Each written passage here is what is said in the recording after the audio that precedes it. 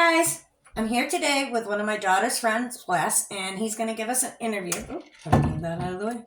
And he's going to do the 7 questions, and we might get some feedback on addiction. So, where are you from, Wes? Originally from Bangor. I was born in Bangor, but I grew up in the Garland, Dexter area. Yep. Yeah. What was it like growing up there?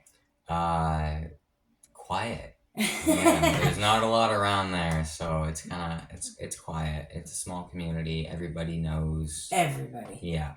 That can be good and that can be bad. Yeah. Why don't you tell us a little bit about your life growing up? Like where you moved, where you lived, who you were with. So until I was about 4, I lived with my mother, and she moved around a lot. We were down in Massachusetts at one point for only a few months. We were in Bangor, we were in Brewer, we were in... Wow, she did. She was a Rolling Stone. Yeah. And so she sent me to live with my grandmother because she was unstable, because she was on drugs. What was your mom addicted to?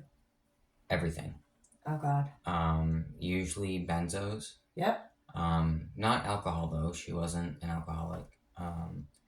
But no, she was addicted to basically everything else. Wow. And yeah, so I was sent to live with my grandmother.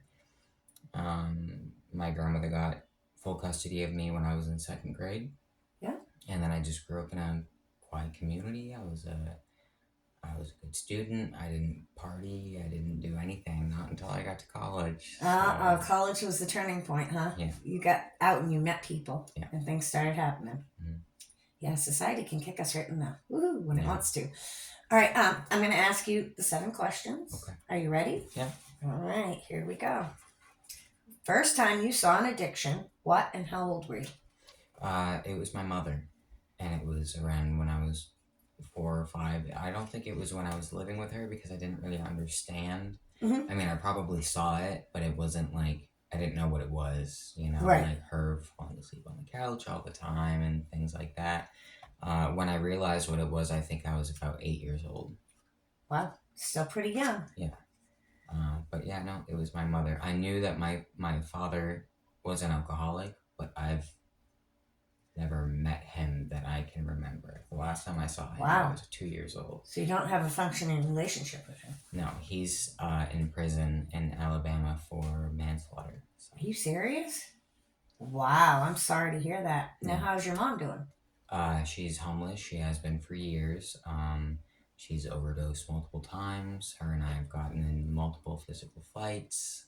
Jeez, you've been through it, huh? Yeah, I love her. She is an amazing woman, and everybody says that when she's sober, she's great. Right. She is also trans, but because she realized a little bit late in life, and it was, she was born in '70. Mm-hmm. It's not really the right Wasn't accepted at all then. Exactly. Her name that she has chosen is Alex, and my grandparents at Christmas time this past year, they wrote on all of his, technically I guess, would be Christmas presents, Alex. Nice. Yeah. So they embrace it. Yeah. That's awesome. And they've always been accepting of me, and they never had any issues like with the name change, with anything. Right. Yeah. As you know, my daughter's bisexual. Yeah. And we always told her from coming up 2, 3, 4 years old, I'll never ever hold it against you for who you love. Yeah. Who you love is who you love. Yeah. What you desire is what you desire. And nothing I say is going to change that. That's just written in you. Yeah. That's who you are. So see, my grandmother, the one who raised me, said one time, well, multiple times, I'm going to tell you the same thing I told your mother, and she clearly didn't hear me, but you can come home pregnant, you can come home drunk, but don't you ever come home a lesbian. So I came home a man. So it's out there now. Yeah. He was born female, but is transitioning to be a male. Yes. Correct. All right. You ready for the 2nd question? Yes, ma'am. All right. First person you saw growing up that tried something in your circle of friends, siblings, or family, and what age were you? I want to say it was my mother because I probably did see that, but I don't really remember it, you know? Right. What's the first one you can call to memory? Actually, now that I'm thinking about it, my mother, because when I was 15, she lived in Lincoln, and I went to go visit her and my older brother, who I don't talk to anymore because he is an awful person. But I'm sorry. no, it's okay. I went and my mother gave me weed for the first time So and alcohol for the first time. when I was coming up, it would be Uncle so and so's coming to visit, and they tease you, "You want a sip of my beer?" Mm, And at the time, nobody knew it would cause so many downfalls for the person that they were doing that with. right. But so many people I've spoken to that won't go on camera, and thank you for doing that. Of course. Well, the first thing they'll say, and my last interview even said it, is, "Do you want a sip of my beer?" Yeah. It's just crazy that everybody was so open with children around alcohol when I was coming up. Yeah. Well, because I had asked her, I was like, because my brother said that he was hanging out with mom, and he was like, "Yeah, we're smoking weed." So I texted my mom, and I was like, "Do you smoke weed?" She was like, "Yeah, you want to try it when you come up?" You're like, "Oh my God." Yeah. I learned something new today. My mother also gave me my first line of meth without even telling me How what. old were you? It was right around COVID, so it was 2020, which was Oh, sorry. no good. 4 years ago, so I was 22, Wow. and she didn't even tell me what it was before I did it. I did it and it burned, and I was like, "What was that?" She was like, "That was meth." Wow. That's fucking crazy. Yeah. I can't even imagine. My mother would have slapped the shit out of me if I did that, and your mom did it with you. Yeah. Oh no, we did it together all the time. That's insane. Yeah. Ready for the third question? Yes, ma'am. Okay. How many friends, family, or coworkers have you lost to an addiction? A lot. A lot. I honestly can't Me even too. count it. Like, most of my relationships I have lost because of my addiction. Not the last one, not Katrina. Well, that one, yes. But the one before that, it wasn't my addiction. It was, we had just come to a head. Like, it was, the relationship was over. Come to a meeting versus we have to go your own way. Yeah. I mean, it sucked because I wasn't expecting it. But Right. it wasn't because I got sober for that person. That's the only person that I've ever gotten sober for because I loved them. Like, Right. with Right. everything I had, you know? You try and you put in all your effort, and sometimes it doesn't matter. You love each other, but it's just not enough to make it Love work. isn't enough sometimes. Yeah. exactly. Sometimes it's just not enough to make it work. You have to have other things that they require. Yeah. Or And you that's require. kind of what's going on with me and Katrina right now is there's no, like, she's requiring all these things because I have fucked up. I fucked up a lot in the past, and especially in the past couple weeks, you know? Like, Right. so we've come to a head again. So another person that I've lost. And I've lost several coworkers because of things that I've said or done while I've been drunk. I've had people go out into the middle of the woods when it's early spring and still freezing at night, climb into a car, and say sayonara to the world. I've seen it all. I've had one of my daughter's best friends shot himself to death in Brewer. She was telling me that. Yeah. It's just crazy how crazy people can be. Well, I mean, last year after the breakup, because it was an almost 3-year relationship, and like I thought, like we were struggling, but I didn't realize that we were at the point right where they were done with it. Of no return. Yeah. So after the breakup, we talked for a little bit, and they still wanted to be intimate, Mhm. but they weren't like emotionally intimate, Right. So I kind of flipped at them at one point, and they blocked me on everything, and I tried to kill myself that night. Oh, geez, I'm so sorry. Please don't ever think like that again. I mean, I've done it quite a few times in my life, like tried and failed, and when I was in my addiction, I married my childhood sweetheart, Mhm. and doctors put me on the medication, and I got really, really addicted to it. And I'd been almost 20 years on medications, and it got to a point where he wouldn't sleep in bed with me. And I mean, I bought an exquisite sleigh bed that had all the everythings, the whole bedroom set's just perfect. And he'd always said we never had a big enough bed, and it's a California king. And if that ain't big enough for That's you, the nothing's biggest gonna be- bed. That's right. Like- And he wouldn't come sleep upstairs with me. He'd sleep on the couch or in the chair. And I'm like, what gives, you know? And after a while, we grew apart. Mm-hmm. And a lot of people don't know this, but I had left Scott when I got clean for somebody else. Oh, really? Yeah, not my finest hour. Hey, you're human. He got And me that's clean. what Courtney said to me earlier was, you're human. That's right. He got me clean. Yeah. And my whole family hates him. But Courtney understands he got me clean, and she's grateful for that part. Yeah. Scott can't identify with it at all because you left, and that's all that matters. Right. But don't get me wrong, he supports me staying clean and everything that I do in my programs and all that. Yeah. So it took almost 3 months for the gentleman to, well, I shouldn't call him a gentleman, he's really a jerk, for the guy to talk me into it. Yeah. And he had come from doing 16 bags of heroin a day and went to doing a Suboxone strip and being good. And I'm like, Wow. if you can do that, then there's no way I can't get off of this shit. That's a lot. And I couldn't believe it. He would go down to Massachusetts, come back with 2 or 3 fingers every time. And I had never seen or done or had anything to do with heroin until the doctors shut me off. Yeah. And you're convinced in your head that you need it. Well, because it's a pain management, and it is, but they just push it and push it and well, push it. Because the doctor had me on it, you think you have to have it. Mm-hmm. And it becomes almost like everything else is a second thought. Anybody that says anything else, I don't want to hear it. Right. The doctor said, so I'm okay. Right. I'm not an addict. Until I couldn't find it. And I was very, very sick. Yep. And I didn't want to play the sick game ever again. Yeah. There were a few mornings Scott got up and I was laying fetal position in front of the fireplace with just a sheet over me. No clothes. Dying. Yeah. Begging God, just take me out Yeah. now. I'm done. I've had enough of this. And I'd still go right back as soon as I could get my hands on money and get some more. Because I didn't want to be sick. That's how I am with alcohol. I didn't want to be sick. It's a crazy ride being addicted to stuff, but it's crazier to think that you can't get better because you can. You have to have the right mindset and you have to have the love and the support of others. And I think that would benefit you. Well, I don't really have it, like, she's not very empathetic because she's never herself been an addict. Right. And she says that she understands because her parents are alcoholics. And it's like, yeah, you can understand from that perspective, but you've never understood from this perspective. Right. So.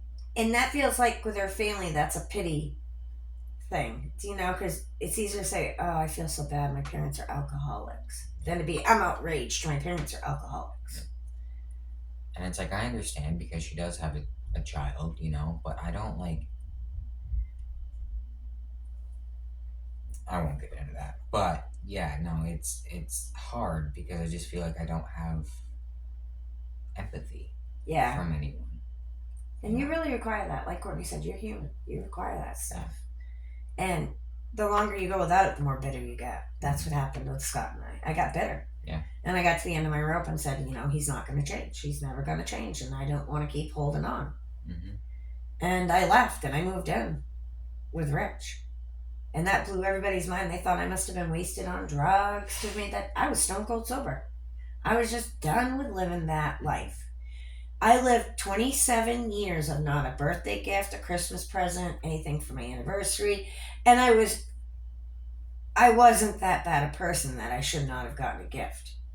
No, nobody is that bad of a person. Like, you can't sometimes do everyone. Maybe we had a downfall. Maybe you lost your job. Or maybe we're unemployment. Or maybe whatever. But still something. But you could pick it up when you get back on your feet. Yeah. He would throw me money and say, go buy yourself something for Christmas. So he wouldn't look like an asshole and not have something under the tree. But he wouldn't make the effort to go out and pick me out something he knew I wanted.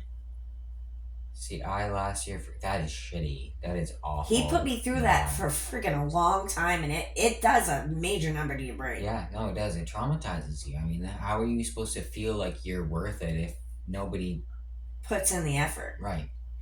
And it's like last year for Christmas, I didn't have money because I quit my job middle of November, and then I didn't start back up until the beginning of December at a different job. Mm-hmm. And so I went like 3 or 4 weeks without a paycheck because Right. but I still made sure that I went to Target and I got something for Addie and I got something for Katrina. And what I got for, Addie was the slime because she loves slime. And it was like 4 different types of slime in Sweet. a bucket, and Katrina, I got her this like pajama thing, and it was like blue, fuzzy, whatever. Oh, wow. Yeah. She wore it once. She's never worn it since. I don't even know where it is. I can't even see it in my closet.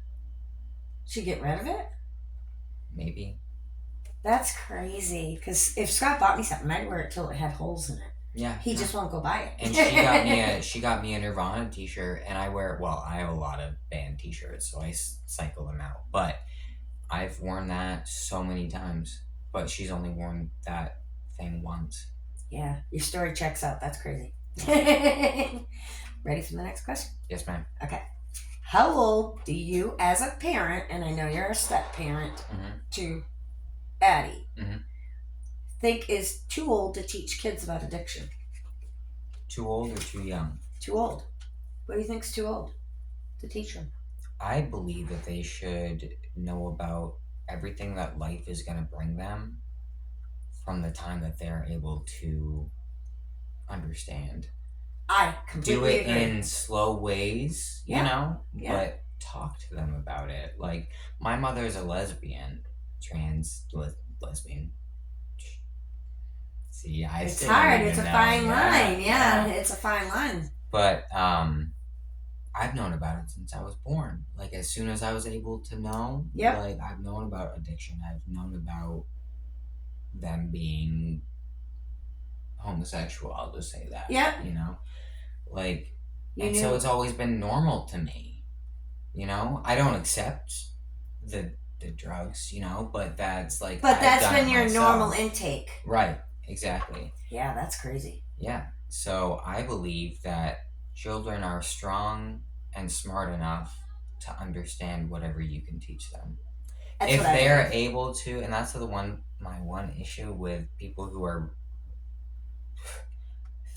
fucking religiously not Catholic, Christian, they want to be able to teach children, 5-6-year-old little people, about a 13-year-old virgin being impregnated by a god that they believe in, then they're able to know that Jack has 2 moms. Like, that's a lot. When you say it, I mean, there are people out there that are going, that's right, I hear you. But there are people going, that's crazy. That you have to come to that. And that's where your life goes, is determining between. Right. But you shouldn't have to. Like, no. I am very accepting of all religions. I really am. The only one that I'm not, Catholicism and Christianity. Because they're the Anglo-Saxons. Yeah. They're the ones that try to push it on everyone else. And that's a huge issue that I have with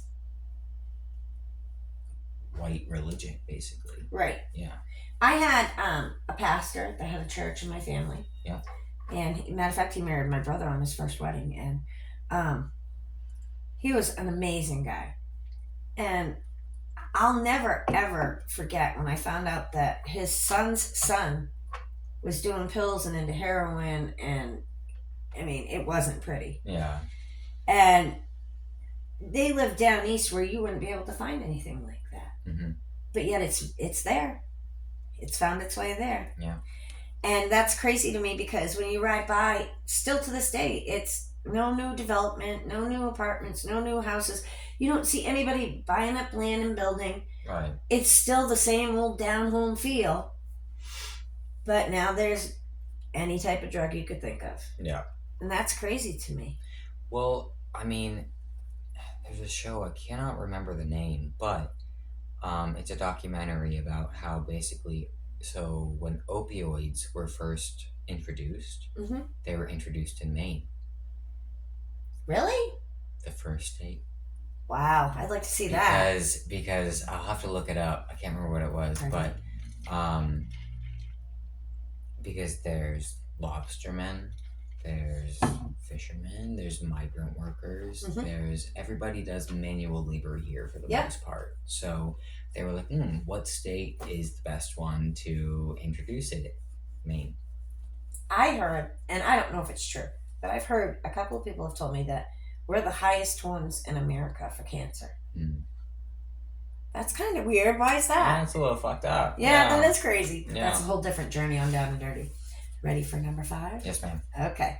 If you were ever an addict, what was the craziest thing you did to obtain? This is one of the ones I said that was going to be kind of hard to answer. I fucked someone for meth one time. Wow. Well, not one time, a few times. Different people. Wow. Yeah. That's crazy. I'm lucky I didn't get that low because I didn't get to heroin until I was almost done my addiction. Oh, yeah. So I didn't really cross them boundaries. I sold jewelry that I wished I still had. I had gold rings on every finger.